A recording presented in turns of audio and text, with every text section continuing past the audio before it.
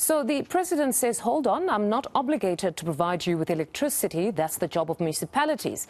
President Ramaphosa gave that response in his answering affidavit to a constitutional challenge to the country's power crisis.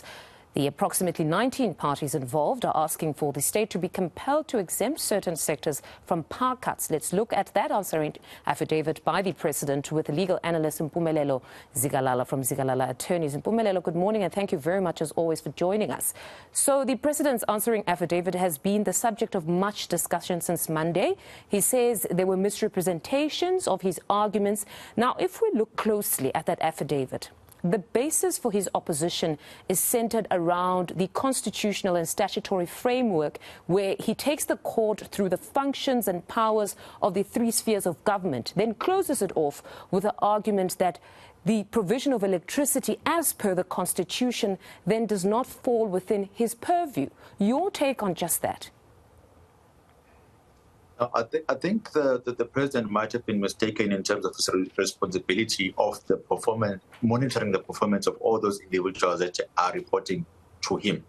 So it may be the competency of the municipalities at the end of the day. However, the ultimate accounting person at the end of the day is the president. So when it comes to non-performance, the one individual that should be looking down and saying, why aren't you performing in a manner in which you ought to be performing in, is supposed to be the president. So when things go wrong, the president cannot lift up his hand and say, this is not my responsibility. Go and speak to the particular individuals. It's similar to a CEO saying that it's not my responsibility. The COO should have taken that type of thing. Go and deal with them. At the end of the day, as the CEO, you're the accountable, your ultimate accounting individual. In this case, you are the accountable authority when it comes to how things should be done within the country. So you are the one in which we are going to talk to.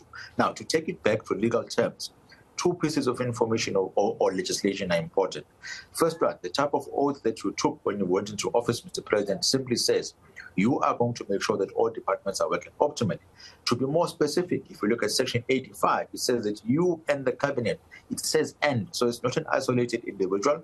It's not a job which is supposed to be done by one cabinet member alone. You are also included in that rendering of those particular services. You have a positive duty to act to make sure that those departments are working optimally. So to say that it's not your responsibility, you are simply saying those provisions that have been included in the Constitution do not apply to you, which is not correct. Because particularly in paragraph 17, the president argues that the fact that his best efforts may have not yielded the desired results for the applicants doesn't mean he has failed to uphold and defend the Constitution as suggested by the applicants. So what did you make of just that alone? Because he even went further in section 18 to say, on top of it, the Constitution doesn't even prescribe what the president needs to be doing to be considered to be upholding and protecting the Constitution.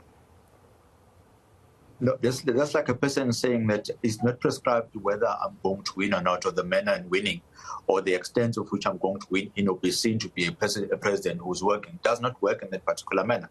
The ultimate test of whether we have a president that is understanding of his role and responsibilities is to have departments which are working optimally, departments that are able to render the services in line with the applicable legislation, and most importantly, the Bill of Rights. If you don't have the two applicable, it means that you cannot be able to provide your job. Now, you just had a story a few minutes ago stating that a farmer has lost money due to the ESCOM not being able to provide the relevant electricity which is required.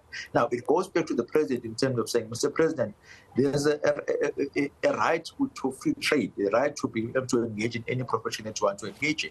It has been denied by your failure or the failure of the deployed individual in that particular department to render those particular services. So let's not be technical about these services. Let's not be technical about the roles and responsibilities and look at them in the spirit and manner in which they were written. The Constitution is clear. Mr. President, you have a positive duty to act in these particular instances by making sure that they are deployed or employed individuals that are able to understand what they ought to do and are able to render the services with the best interest in the best of their abilities. If they fail to do so, then you should fire them. In fact, indirectly, this is what this matter is about. They are saying, Mr. President, you are not really equipped when it comes to monitoring and evaluation, but most importantly, you do not engage in any consequence management. You have people that have stayed in the position for more than 24 months, not being able to deliver on the results, and you've done nothing about them. So if you then say at the end of the day it's not your responsibility, you are then saying to us, I'm not even going to monitor whether they're able to do the job or not. At the end of the day, you are the accountable person that we need to come and cry too if things are not going okay. And you should have acted, or you ought to have acted, because you have a positive role that you need to do in terms of Section 85 with regards to that compliance, regardless of whether the end point or the end user is going to meet with those services. At the end of the day, Mr. President, you must make sure that everything is working optimally. I want us to remove the personal identity of the president for a moment and just deal with this legally. If you are a lawyer on brief here, the strategy by the lawyers here that they employed to say, let us start by laying the basis or telling the court that, by the way, it is not my responsibility, and then only at the end go on to outline the efforts, though, that you have taken. Was it a good strategy, or perhaps you would have needed to start with the efforts that they have embarked upon to ensure we have stable electricity supply, and then only at the end come back to say, by the way, it is not solely my responsibility, there are three spheres of government. As a lawyer, how would you have approached this particular case if it was yours, you were briefed, and you had to breathe life into it? Much better approach would have been to say, let's look at the type of interventions that I've done. So you've correctly stated, start with the bottom part and put it at the top and say, at the end of the day, I've tried all that I could humanly possible, all the solutions that are there, that are humanly possible, to make sure that I'm able to intervene in this particular matter. And you have clearly failed due to circumstances which are beyond our control.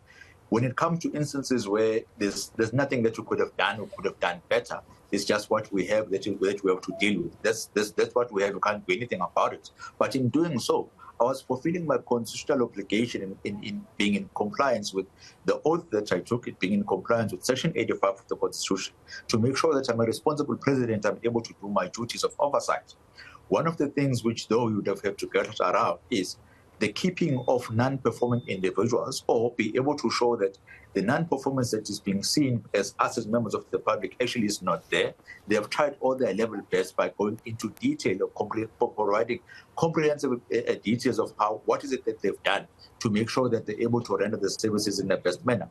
If you have done so, then it gives me, as a litigant, the picture of a president that knows what they are doing, understands their responsibilities, has provided or acted in accordance with that particular responsibilities. However, it's just simply ways and means in which they have employed which are just not adequate enough to try and find or to render the type of benefits that you are looking for. But most importantly, then provide an assurance in terms of saying, this is what we are going to do moving forward to ensure that you are able to provide this type of services to you.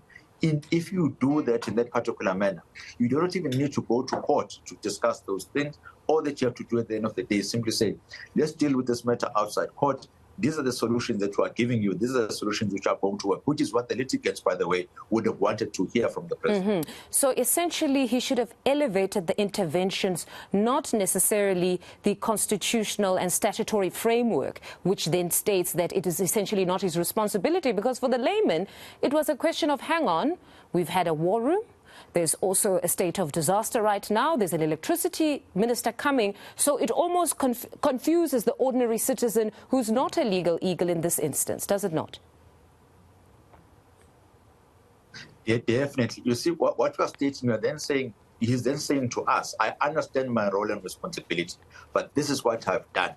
I have not failed in providing my role in terms of the oversight, in terms of monitoring performance. But these are the interventions that are there that we are busy doing to try and make sure that we're trying to curtail the prime solutions, which are going to make sure, put you in a better position than what you are in now. To simply lift up your hands and cry, or maybe state a technical loophole, which for me, for lack of a better word, is not there. It does not work. At the end of the day, he does have a positive responsibility and a positive conduct that he has to perform, and he can't run away from that by simply saying it's not the competence of the president, which is the competence of municipalities. The ultimate accounting individual is the president, and it's the president that is supposed to render those services.